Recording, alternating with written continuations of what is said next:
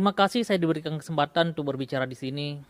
Nama saya Dedi dan saya berasal dari Aceh, dan kehidupan saya juga seperti layaknya seorang pemuda Aceh. Kita dari kecil diajarkan untuk belajar agama, mengenal Allah, dan juga bisa belajar ngaji dan beribadah sehari 5 kali. Bagaimana ceritanya Anda bisa tertarik pada Yesus? Sebenarnya bukan kesengajaan saya ingin mengenal Yesus. Karena kalau dibilang kenapa nggak sengaja, karena kita nggak boleh mengenal yang namanya Kristen. Dari kecil kita sudah diajarkan Nasrani, kafir. Dan itu salah. Sampai pada satu malam ketika saya masih kelas 3 SMP, saya pulang dari pantai. Biasalah, usia masih muda, suka kumpul sama teman-teman. Malam itu, tengah malam saya hidupkan televisi dan saya nonton film yang berjudul The Passion of Christ. Dan ketika saya nonton film itu, saya sudah nonton di ujung film, di penghujung film, di mana Yesus berkata, kata sudah selesai dan udah selesai filmnya. Tapi maksud saya gini, itu kata-kata yang sangat ngambang untuk saya.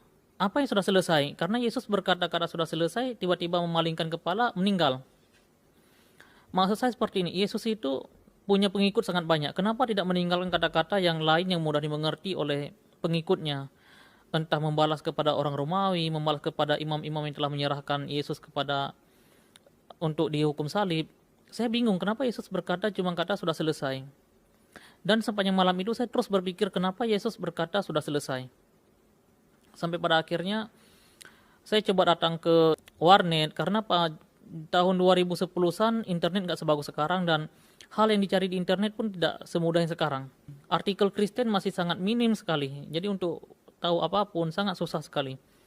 Tapi saya coba cari dan cari, sangat lama sekali untuk bisa menemukan satu jawaban sudah selesai itu. Akhirnya saya memutuskan untuk masuk ke Facebook, ke forum komunitas Kristen, dan saya coba bertanya.